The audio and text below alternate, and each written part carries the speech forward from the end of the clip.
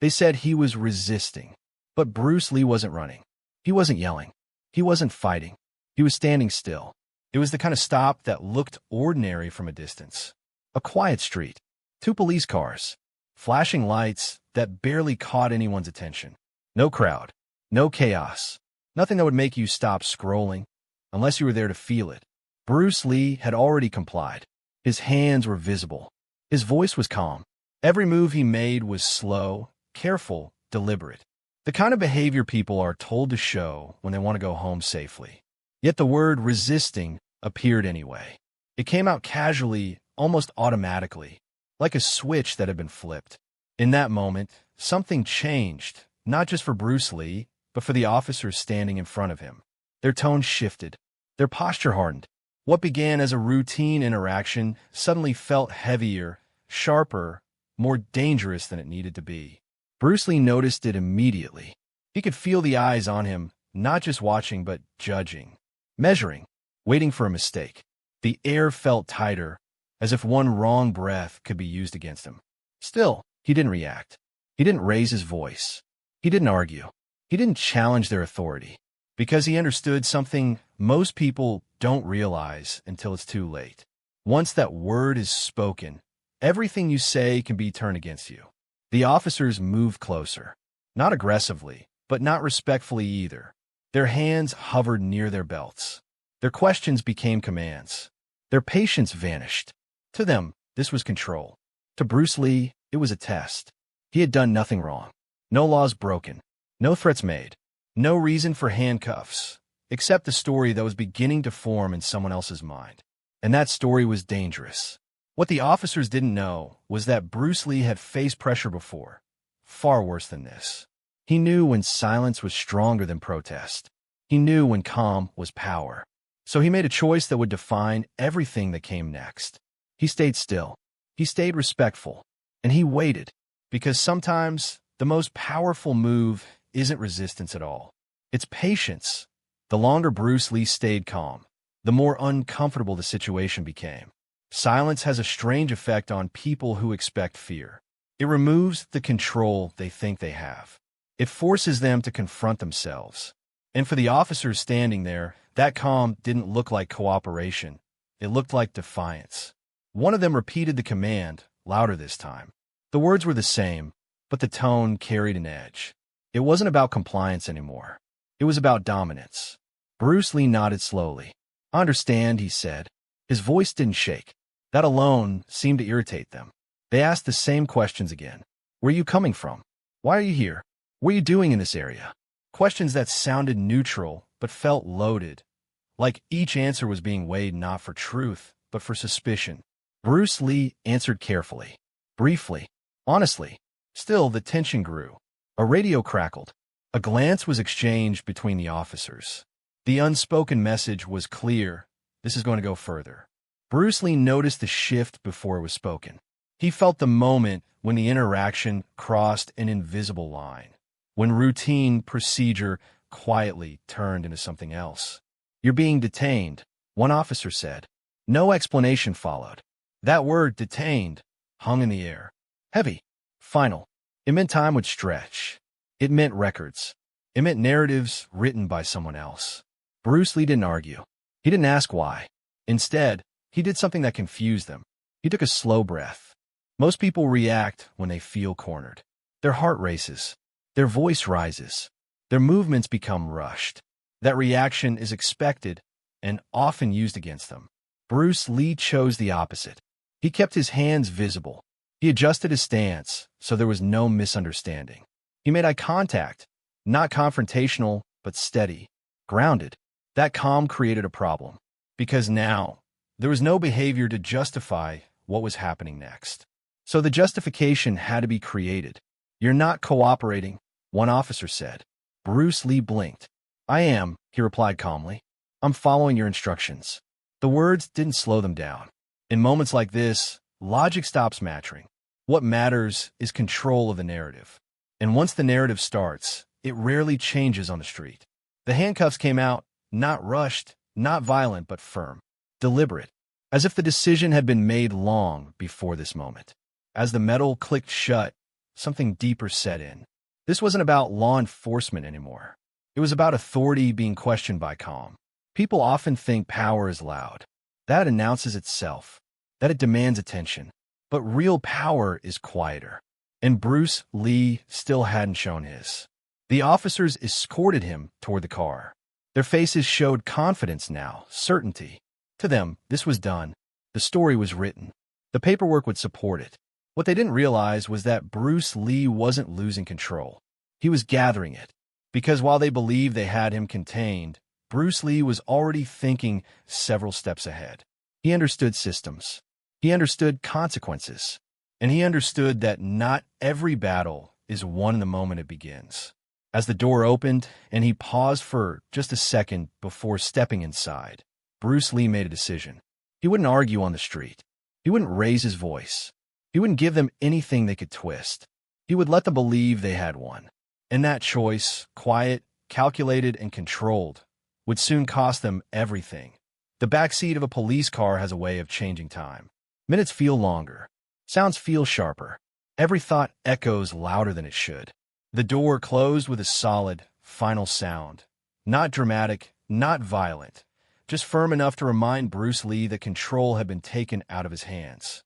Or so it seemed. As the car pulled away from the curb, the officers spoke quietly to each other. Their voices were calm now, confident. This was familiar territory for them, a routine outcome to a situation they believed they had managed correctly. Bruce Lee stared forward, his reflection faintly visible in the glass. His face showed no panic, no anger, just focus. Most people in his position would be replaying every word they said, wondering what they could have done differently. Bruce Lee was doing something else entirely. He was planning.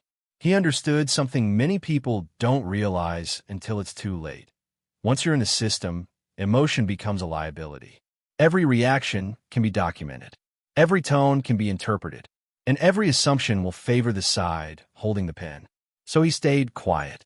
The car slowed at a red light. For a brief moment, Bruce Lee caught his own eyes in the reflection again. He looked steady, centered. Not because he wasn't concerned, but because he knew exactly what this moment required. Patience. He had spent years learning when to speak and when silence carried more weight. He had seen situations escalate simply because someone tried to defend themselves too early, too loudly, or in the wrong way. This wasn't the time. At the station, the atmosphere changed again. The controlled quiet of the car was replaced by movement. Footsteps, radios, paperwork being shuffled across desks. Bruce Lee was led inside without ceremony. No one explained what would happen next. He was guided through standard procedures, each step performed with mechanical efficiency. Names were entered. Times were recorded. Boxes were checked. To the people around him, he was no longer a person. He was a process. Still, Bruce Lee said nothing. That silence unsettled one of the officers. "You can talk, he said casually. "This would be easier if you cooperated." Bruce Lee looked up slowly. "I am cooperating," he replied. "I just know my rights." The officer paused. That wasn't the response he expected. There was no challenge in Bruce Lee's voice. No accusation. Just clarity. And clarity can be uncomfortable when someone believes they are in complete control. The officer turned away without responding. That was when Bruce Lee made his move.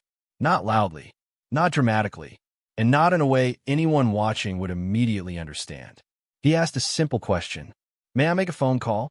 The room barely reacted. People ask that all the time. It's routine, procedural, nothing special. But what made this moment different was how calmly he asked, and how certain he was that the answer would matter. One officer nodded. Briefly, Bruce Lee picked up the phone. He didn't rush. He didn't fumble. He didn't explain. He dialed a number he knew by memory. On the other end, the voice that answered was steady, professional, and unmistakably attentive. Bruce Lee spoke quietly, respectfully. He didn't accuse. He didn't dramatize. He stated facts. Where he was, what had happened, and who was involved. Then he stopped talking.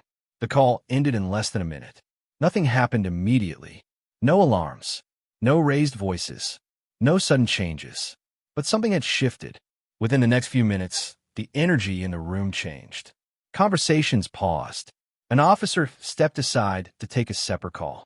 Another checked the screen more carefully than before. Bruce Lee noticed it all. The confidence that had filled the room earlier began to drain, slowly, subtly, but unmistakably. The officers who had been certain now looked cautious. The ones who had spoken freely lowered their voices. Power was moving, and for the first time since the flashing lights had appeared behind him on that quiet street, Bruce Lee allowed himself a small, controlled breath. Because now, the system was about to work both ways. The station had the usual rhythm of routine.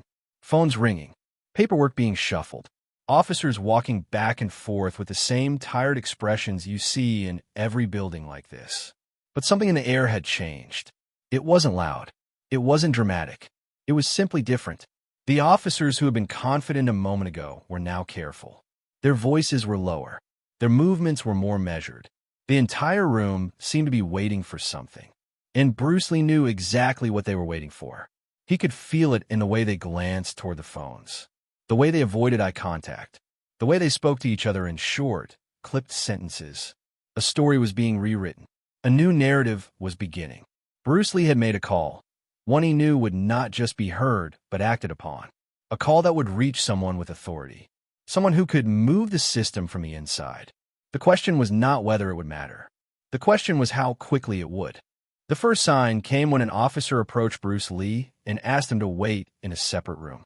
It was a polite request, almost respectful, but it was also a sign that the station had shifted from a place of control to a place of damage control. Bruce Lee sat down.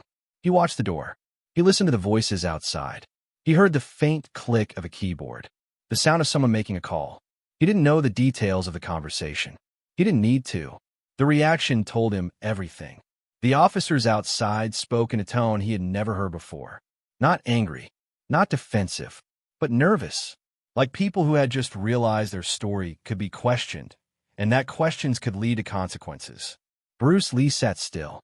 He didn't smile. He didn't show relief. He didn't want to give them any more ammunition. Instead, he waited. A few minutes later, an officer returned. Not the same officer who had arrested him. Not the same officer who had been loudest. A different face. Someone who looked like he had been pulled into the situation against his will. The officer stood in the doorway, hesitated, and then spoke. "Mr. Lee," he said, "we need to talk." Bruce Lee nodded. The officer stepped inside and closed the door behind him.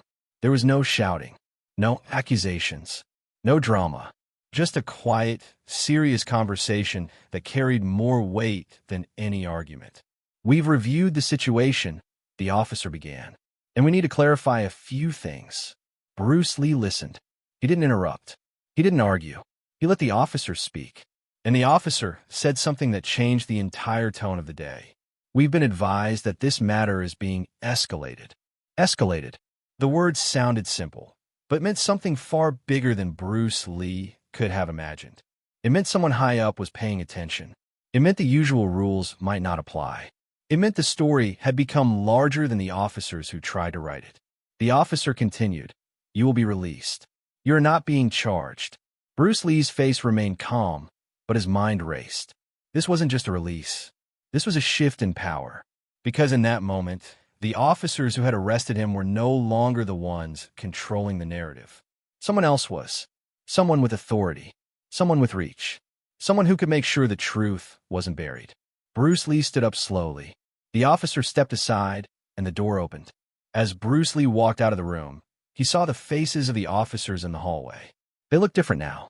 Not angry. Not hostile. Just unsure. He could feel the weight of their uncertainty. He could feel the way the air changed around them. He knew the call he made was not just a call. It was a signal. It was a warning. And it was a turning point. Because the moment the system stopped supporting the officer's story, everything they had built began to crumble. And Bruce Lee, quiet, composed, unshaken, was walking out of that building with something they could never take away. Control. When Bruce Lee walked out of the station, the air felt different. Not because the world had changed, but because the story had changed. The officers who had arrested him were no longer in control of the narrative. That power had shifted to someone higher, someone who could make the system respond. Bruce Lee didn't celebrate. He didn't shout. He didn't taunt. He simply stepped back into the sunlight and walked away like a man who knew the fight had only just begun. But the moment he left, the station became a different place. The officers who had acted with confidence earlier now moved like people who were being watched. Their faces were tight. Their conversations were short. Every step they took seemed calculated, like they were trying to avoid leaving evidence behind. And that's when the real fear began. Because once the story starts moving upward, it stops being about what happened in the moment and starts being about what can be proven. And that's where the truth becomes dangerous. The first sign that the officers' careers were in trouble came through the most ordinary channel: paperwork. The kind of paperwork that usually goes unnoticed. A supervisor arrived. Not one of the officers' usual bosses, but someone higher. Someone who didn't have time for casual conversation. He walked into the station with a presence that made people stop what they were doing. He asked questions, direct questions, questions that made the officers shift in their seats, questions that forced them to explain their decisions in a way they hadn't planned for. Bruce Lee's name was mentioned more than once. The officers tried to defend themselves. They tried to repeat the story they had rehearsed. But the words sounded weaker now, because they knew they were being heard by people who weren't already on their side. Then the cameras became a problem. Not the dramatic kind you see in movies. The ordinary kind. The body cameras. The dash cameras. The building cameras. Footage that doesn't lie. Footage that doesn't care about authority or ego. Footage that simply shows what happened. And when the footage was reviewed, it didn't match the story the officers had told. It showed a calm man. A compliant man. A man who did not resist. A man who followed instructions. It showed a situation that did not justify the level of force used or the decision to detain him in the first place. And once the footage contradicted the officers, the system began to move. Not immediately, not like a dramatic collapse, but like a slow, steady process that becomes unstoppable once it starts. Internal investigations were opened, the kind that can take weeks, but also the kind that can change a person's life in hours. A formal complaint was filed, not just by Bruce Lee, but by the department's own internal review. The word resisting began to lose its power. It started to sound like what it was, a label used to justify actions that didn't match reality. Then came the calls, not from Bruce Lee, from other officers, from supervisors, from people who wanted to distance themselves from what had happened. The story spread through the department like a fire. And as the story spread, the officers who had made the arrest began to feel the consequences. They were pulled from active duty. They were placed on administrative leave. They were ordered to turn in their badges and weapons. Their names were placed in reports that would be read by people who could decide their future. Their families began to hear rumors. Their friends began to ask questions. The same questions that make people uncomfortable because they don't want to know the truth. What did you do? Why did you do it? Were you wrong? The officers who had once stood with confidence now stood with uncertainty. The kind of uncertainty that makes a person feel like their entire identity is slipping away. And it all began with a single phone call. A call that made the system stop protecting them. A call that made the truth visible. A call that made the officers realize something they should have understood from the start. Authority is not the same as justice. And when the system finally starts to correct itself, it doesn't just punish the mistake. It exposes the lie. News travels fast. But sometimes the truth travels faster. Within hours of the incident, the story didn't stay inside the station. It moved outward through official channels, through social networks, through conversations in neighborhoods and workplaces. People began to talk about the arrest, not because it was sensational, but because it felt familiar. A calm black man arrested for resisting when he did nothing wrong. A story repeated too many times. But this time, the outcome was different. Because Bruce Lee had not only survived the moment, he had also recorded it in the system. He had used the system's own tools against it.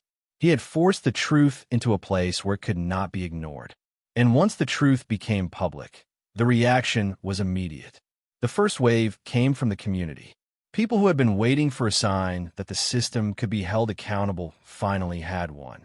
They shared the story. They discussed it. They tagged friends. They reposted. They made it impossible to pretend it didn't happen.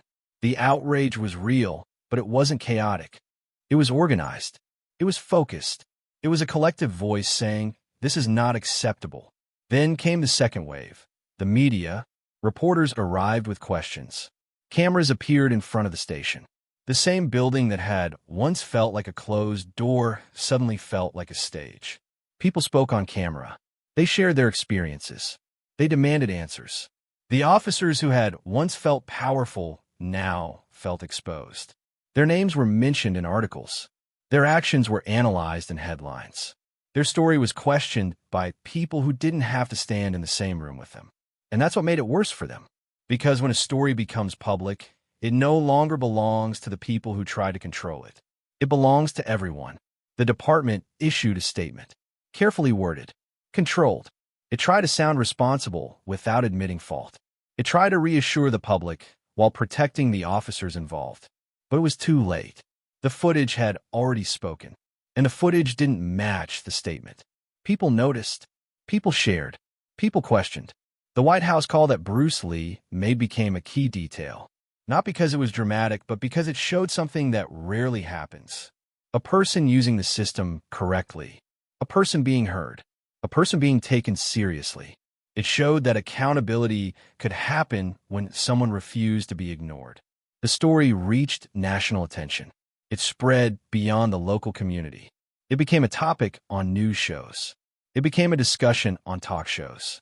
It became a question asked by people who had never even heard Bruce Lee's name before. How many times has this happened? How many people never had the chance to make that call? How many people were never believed? The officers' careers began to crumble publicly, not just internally. People started demanding action. Protests formed, not violent but loud. People marched with signs. They chanted. They stood in front of the station and in front of government buildings. They made it clear that this wasn't just a local issue. It was a national issue. It was a system issue. And the pressure continued to build. The department announced an independent investigation. The city promised transparency. Officials promised consequences if wrongdoing was found. But for the officers, the damage was already done. They had been exposed. Their actions had been questioned. Their reputation had been damaged in a way that no internal review could repair. Because in the age of cameras and public records, the truth no longer stays hidden. And once the truth becomes public, the public demands justice. Bruce Lee didn't celebrate the chaos. He didn't ask for revenge. He didn't want to destroy anyone. He simply wanted the truth to be seen. And now, the truth was no longer inside the station. It was everywhere. The story didn't end when Bruce Lee walked away from the station. It didn't end when the officers were placed on leave. It didn't end when the footage went public. The story ended when people realized something that was more important than the arrest itself. The system can be held accountable if people refuse to be silent. That was the real turning point. Because for too long, incidents like this were treated as isolated events. A bad apple here, a misunderstanding there, a few apologies, a few internal reviews, and then the cycle continued. But this time was different. This time, the truth didn't stay hidden. This time, the story didn't end in the dark.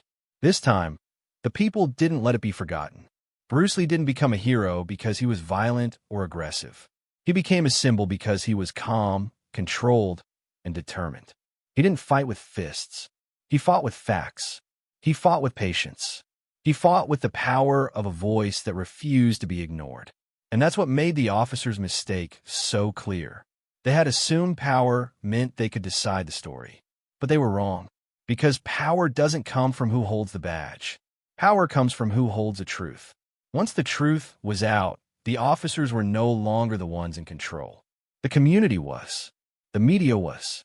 The system was. And that shift changed everything. It made people understand that being calm doesn't mean being weak. It made people understand that knowing your rights isn't a crime. It made people understand that a single call can change the course of a story. The officers' careers were destroyed, not because they were caught on camera, not because they were exposed, but because the truth had become undeniable. And when truth becomes undeniable, it becomes unstoppable. In the end, the message wasn't about one arrest. It was about every person who has ever been told to stay quiet. It was about every person who has ever been treated unfairly and asked to accept it. It was about every person who has ever felt powerless in a system designed to ignore them. Bruce Lee's story wasn't just about what happened to him. It was about what happens when someone decides they will not be erased, when someone decides they will not be dismissed, when someone decides they will not be ignored. That's the real power, not the power to control others, but the power to demand justice. And in the quiet aftermath, when the cameras were gone and the headlines faded, one thing remained clear.